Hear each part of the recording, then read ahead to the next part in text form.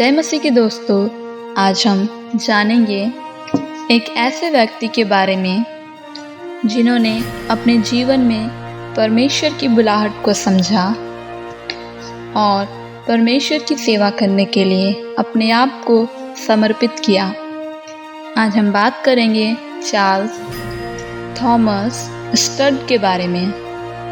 Charles Thomas stud, जिन्हें सीटी stud भी कहा जाता है, उनका जन्म 2 दिसंबर 1860 में इंग्लैंड में हुआ। चार्ल्स टी स्टड 1870 के आरंभिक काल में इंग्लैंड के बहुत अमीर घराने में पैदा हुआ। चार्ल्स के परिवार के सभी लोग बहुत आडंबरपूर्ण जीवन बिताते थे। उन्हें शिकार, क्रिकेट और घुड़दौड़ का बड़ा शौक था। चार्ल्स के पिता के पास घुड़दौड़ के कई घोड़े थे।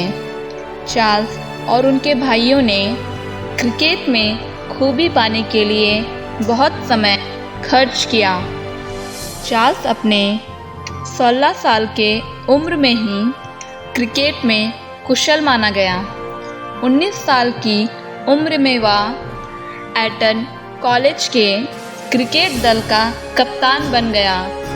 कैम्ब्रिज विश्वविद्यालय में पढ़ते समय उसने बैरिस्टर होने को अपने आप को तैयार किया, किंतु पढ़ाई के अंतिम साल में ऐसी क्या घटना हुई होगी जिसने उसकी सारी पूर्व निश्चित योजना को बदल दिया।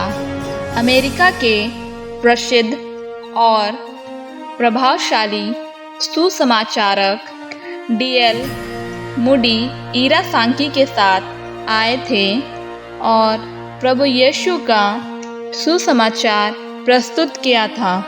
ऐसी ही एक सभा में भी मूडी के पिता का मन परिवर्तन हुआ था, अर्थात उनके जीवन का आमूल परिवर्तन हुआ। तब से उन्होंने यीशु के बारे में दूसरों से कहने में अपनी सारी शक्ति व्यतीत की। उन्होंने घुड़दौड़ के घोड़ों को बेचा और अपने सुंदर मकान का सबसे बड़ा कमरा खाली कर दिया और उधर सुसमाचार की सभाएं करने को अपने दोस्तों को आमंत्रित किया। चार्ल्स ने अपने पिता के जीवन में इतना बड़ा परिवर्तन देखा, तो भी उसने खुद सुसमाचार सुनने से इनकार किया। उन्हें अपने जीवन में परमेश्वर की ज़रूरत ही नहीं मालूम पड़ी। उनके पास संसार की सभी वस्तुएं थीं। इसी दौरान सीटी स्टड के पिता का देहांत हो गया। तो आइए अब हम जानेंगे कि स्टड प्रभु की ओर कैसे फिरे। एक दिन जब चार्ल्स का भाई जॉर्ज बहुत बीमार हुआ, तो चार्ल्स का मन बहुत व्याकुल हुआ। उसे अब परम आत्मिक जीवन के चिर मूल्यों की महानता का बोध होने लगा। धन, आलीशान मकान, उच्च शिक्षा और सांसारिक ऐश्वर्य और संपन्नता की व्यर्थता का भी ज्ञान हुआ।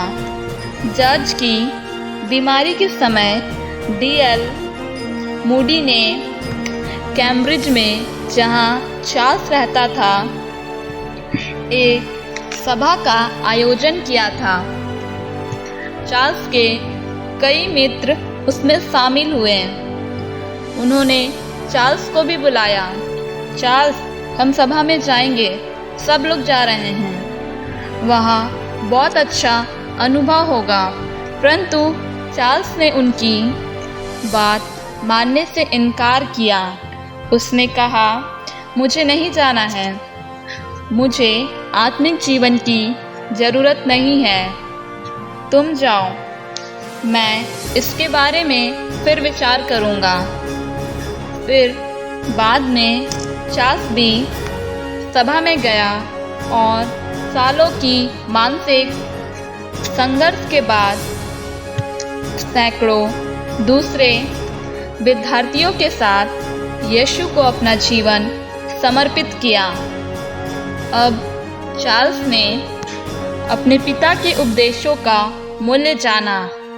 उसे पछतावा भी हुआ कि पिता की वचनों को अनसुना करके उसने कितनी बड़ी मूर्खता की है।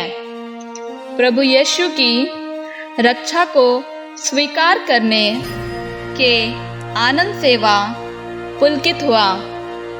उसने बैरिस्टर होने का अपना इरादा छोड़ दिया और सुसमाचारक होने का निश्चय किया। चार्ल्स का परिवार उसके इस निर्णय से बहुत दुखी हुआ, क्योंकि वह जीवन में तरक्की पाने और पैसा कमाने का अवसर छोड़ रहा था।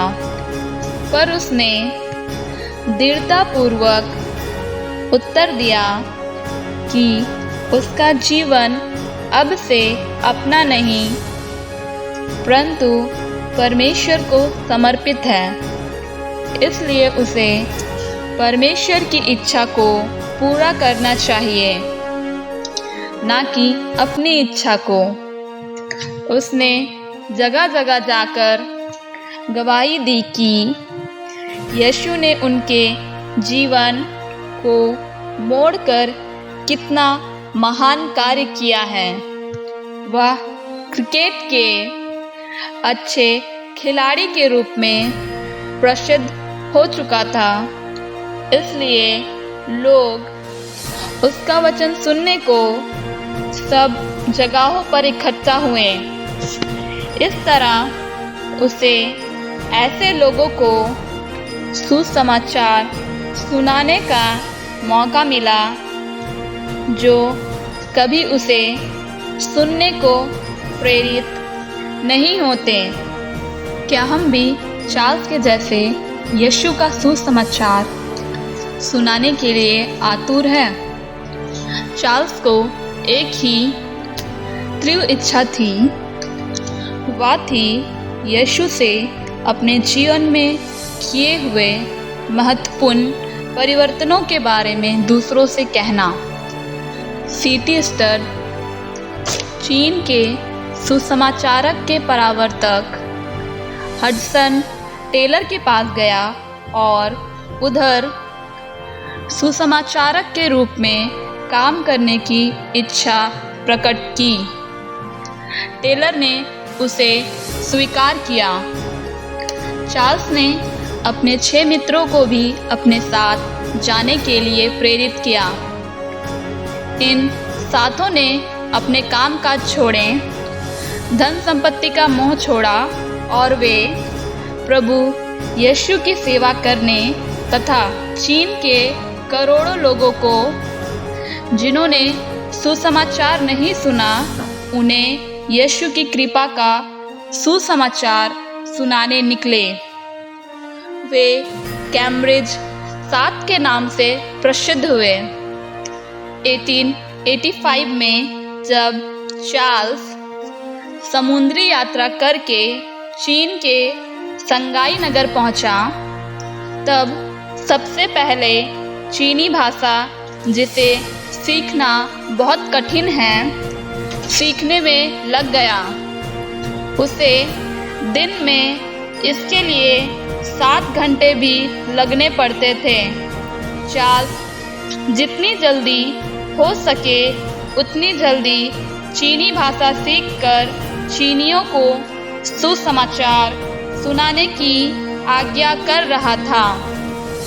उस देश और देशवासियों के प्रति प्रेम होने के कारण चार्ल्स उनके जैसे कपड़े पहनने लगा, उनका खाना खाया और चीन के प्यारे लोगों से जितना हो सके उनका प्यार पाने की कोशिश की। चार्ल्स के पिता अपने मृत्यु के समय चार्ल्स के लिए एक बड़ी रकम छोड़कर चल बसे थे।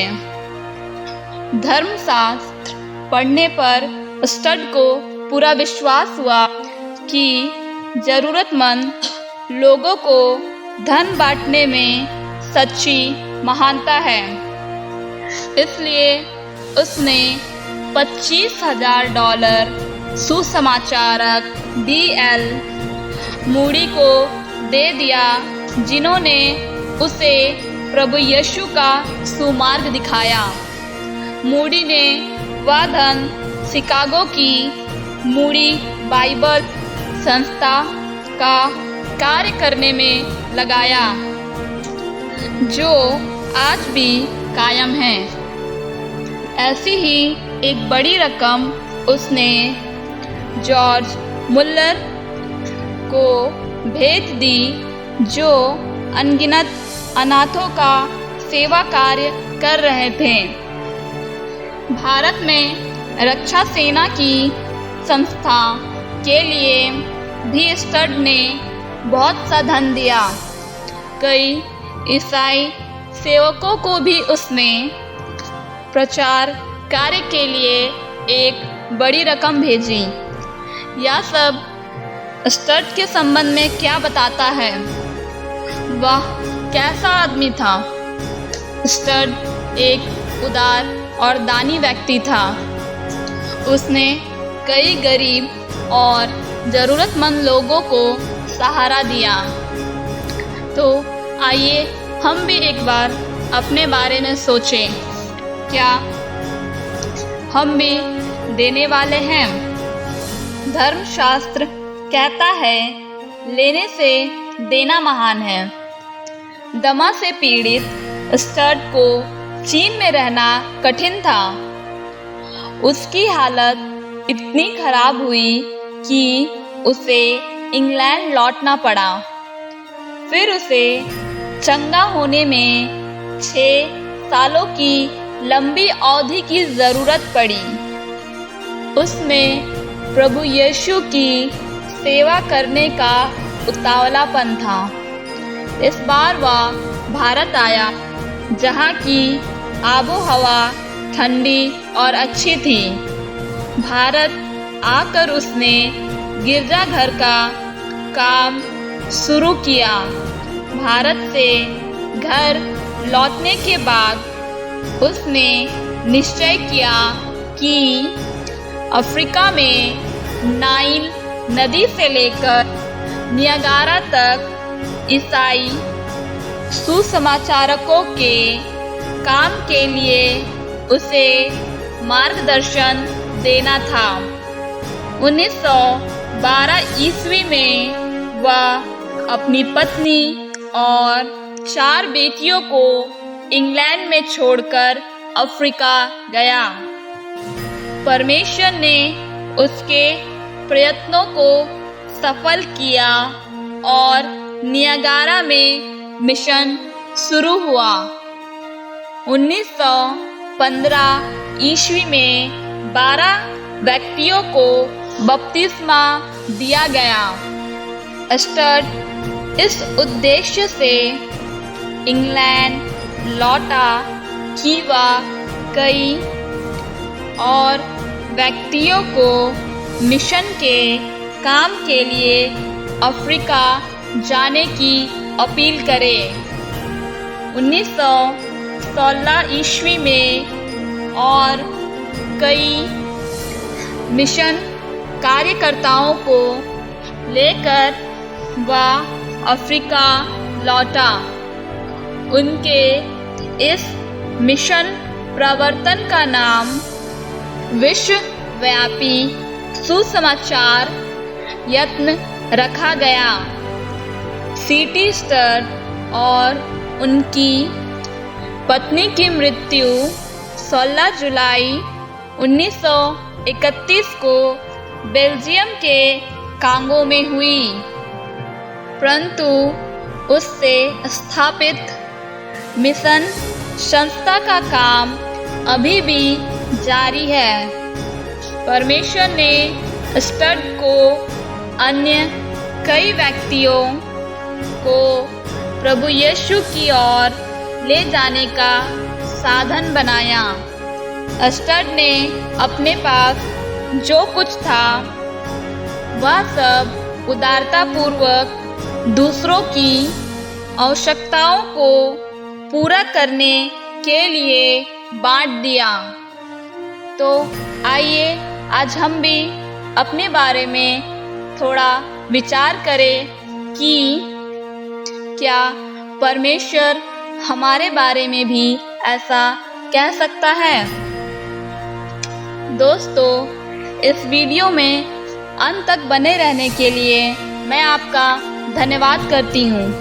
इसे ज़्यादा से ज़्यादा शेयर करें और वीडियो को लाइक करें और चैनल को सब्सक्राइब करें। हमें बताएं कि आपको यह वीडियो कैसा लगा।